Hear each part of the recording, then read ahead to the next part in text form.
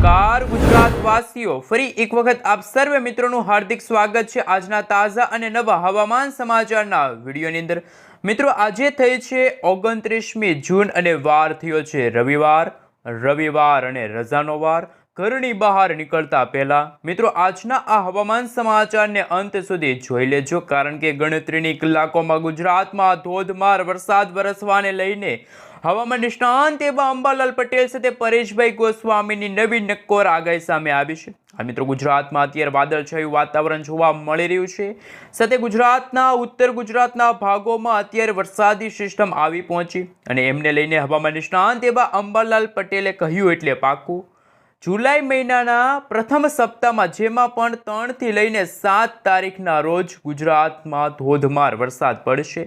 વીજળીના કડાકા ભડાકા થંડરસ્ટોર્મ એક્ટિવિટીના ભાગરૂપે ગુજરાતમાં જ્યાં જુઓ ત્યાં પાણીના દ્રશ્યો સામે આવશે, નદી નાળાઓ છલકાશે। ખેડૂતો સાવચેત રહેજો, ભારે વરસાદના કારણે ખેડૂતોના પાકને પણ નુકસાન થઈ શકે છે। સાથે પરેશભાઈ ગોસ્વામીએ આગાહી વ્યક્ત કરી છે કે ગુજરાતના દરિયાઈ કાંઠાના ભાગોની અંદર હવે પછીની કલાકોમાં કરંટ જોવા મળશે।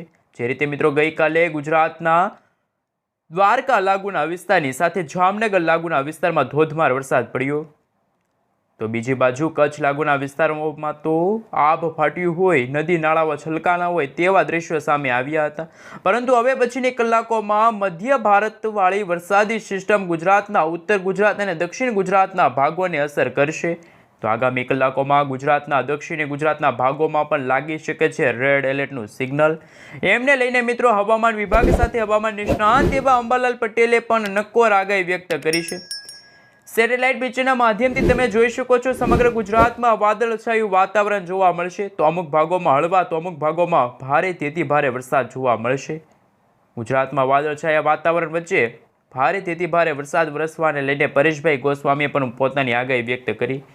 આ સાથે મિત્રો, જો આ વિડીયોની અંદર તમે આ વિડીયો ક્યાંથી જોઈ રહ્યા છો, તમે જ્યાંથી આ વિડીયો જોઈ રહ્યા છો ત્યાં શું અત્યારે વરસાદ પડી રહ્યો છે, તો ખાસ કરીને નીચે કોમેન્ટ બોક્સમાં કોમેન્ટ કરીને જરૂરથી જણાવી દેજો। અને મિત્રો, આ વિડીયોની અંદર જો 500 લાઇક આવી જશે તો આવનારો વિડીયો હશે કે જે મિત્રોએ કોમેન્ટ બોક્સમાં કોમેન્ટ કરી હશે એ વિસ્તાર, એ જિલ્લા અને તાલુકા વિશે આગામી 7 દિવસ સુધી એ વિસ્તારનું હવામાન કેવું રહેશે, સાથે આગામી 7 દિવસ સુધી એ વિસ્તારોની અંદર કેટલા ઇંચ સુધીનો વરસાદ પડશે, એમને લઈને આજે સાંજે નવો એક વિડીયો આવી જશે, ગણતરીની કલાકોમાં એક નવો વિડીયો આવી જશે। તો ખાસ કે મિત્રો, આ વિડીયોનો ટાર્ગેટ આપણે 500 લાઇકનો રાખીએ છીએ। અને મિત્રો, હવે આપણે ઇન્ડિયન મોન્સૂન ડિપાર્ટમેન્ટ તરફથી સમગ્ર ગુજરાત રાજ્યનો નકશો રજૂ થયો છે। ગુજરાતમાં કયા જિલ્લાની અંદર કેવા પ્રકારનું એલર્ટ જાહેર થયું છે એમના વિશે સવિસ્તાર જાણકારી મેળવીએ। હાલ મિત્રો, તમે જોઈ શકો છો સમગ્ર ગુજરાત રાજ્યનો નકશો આજે 29 તારીખના રોજ રજૂ થયો, જેમાં કચ્છ લાગુના વિસ્તારની અંદર હજુ પણ આગામી કલાકો માટે સાવચેત રહેવું કચ્છના લોકોને, કારણ કે કચ્છમાં યલો એલર્ટની સાથે ઓરેન્જ એલર્ટનું સિગ્નલ પણ હવામાન વિભાગે વ્યક્ત કર્યું। અને યલો એલર્ટનું સિગ્નલ અત્યારે ઉત્તર ગુજરાતના ભાગો જેમાં બનાસકાંઠા, સાબરકાંઠા, અરવલ્લી, મહીસાગર, દાહોદ અને પંચમહાલ લાગુના વિસ્તારની અંદર હવે પછીની કલાકોમાં ભારે પવનો ફૂંકાશે, ધોધમાર વરસાદ પડશે। તો પછી પશ્ચિમ ગુજરાતના ભાગો જેમાં દેવભૂમિ, દ્વારકા અને પોરબંદર લાગુના વિસ્તારની અંદર ઓરેન્જ એલર્ટની સાથે યલો એલર્ટનું સિગ્નલ જાહેર થયું છે। પરંતુ મિત્રો, આવતીકાલે ગુજરાતનું વાતાવરણ બિલકુલ ચોખ્ખું ઉત્તર ગુજરાતના ભાગોની અંદર જોવા મળશે, પરંતુ દક્ષિણ ગુજરાતના ભાગોમાં જેમાં સૌરાષ્ટ્રનો ભાગ અને દક્ષિણ ગુજરાતના તમામ જિલ્લા જેમાં મિત્રો હવે પછીની કલાકોમાં, હવે પછીના દિવસોની અંદર નર્મદા, આ સાથે મિત્રો તમે જોઈ શકો છો ભરૂચ, સુરત, તાપી, વડોદરા, છોટાઉદેપુર, આ સાથે ડાંગ, નવસારી, વલસાડ, દમણ અને દાદરાનગર હવેલી લાગુના વિસ્તારની અંદર છૂટાછવાયેલા વિસ્તારોમાં ભારેથી ભારે વરસાદ જોવા મળશે। તો આ સાથે ભાવનગર છે, અમરેલી છે, ગીર સોમનાથ અને દીવ લાગુના વિસ્તારમાં પણ હવે પછીની કલાકોમાં ધોધમાર વરસાદ પડશે।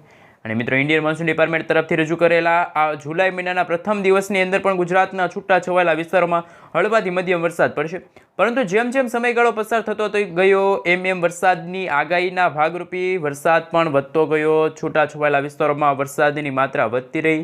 અને ગુજરાતમાં અત્યારે મિત્રો દરિયાઈ કાંઠાનો ભાગ હોય કે સમગ્ર ગુજરાતની અંદર અત્યારે 30થી લઈને 50 કિલોમીટર પ્રતિ કલાકની ઝડપે તોફાની તો અમુક ભાગોમાં જોટાના પવનો પણ ફૂંકાતા હોય, તો સાવચેત રહેજો ખેડૂત મિત્રો, પોતાના પાકને ધોઈ નાખે એવો વરસાદ ખાસ કે મિત્રો ખેતરો બારા પાણી નીકળી જશે એવી પણ વરસાદની આગાહી હવામાન નિષ્ણાંત એવા અંબાલાલ પટેલ સાથે પરેશભાઈ ગોસ્વામીએ વ્યક્ત કરી.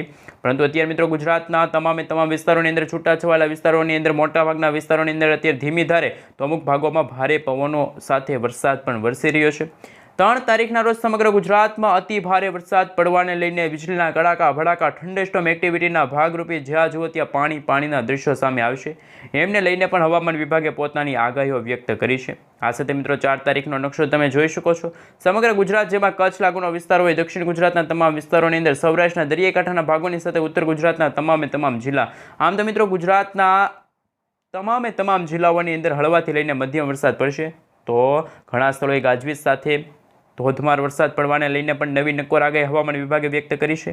સાથે હવામાન નિષ્ણાંત એવા અંબાલાલ પટેલ દ્વારા આગાહી વ્યક્ત કરવામાં આવી છે. એમના વિશે મિત્રો આપણે વિન્ડીઝ એપ્લિકેશનના માધ્યમથી જાણીશું કે 3 થી લઈને 7 જુલાઈના રોજ કઈ રીતે વરસાદી સિસ્ટમ આકાર પામી રહેલી છે. હાલ મિત્રો તમે જોઈ શકો છો કે અત્યારે સમગ્ર ભારત દેશનો નકશો તમે જોઈ શકો છો તમારા મોબાઈલ સ્ક્રીનની અંદર.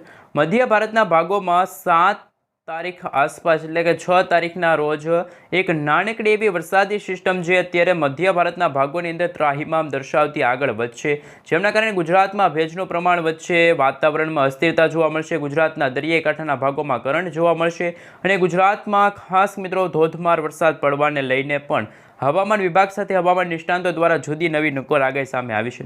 જેમ સમયગાળો પસાર થતો જશે તેમ વાતાવરણીય અસ્થિરતા અને ધોધમાર વરસાદ પડવાને લઈને અંબાલાલ પટેલ સાથે પરેશભાઈ ગોસ્વામીએ પોતાની આગાહીઓ વ્યક્ત કરી.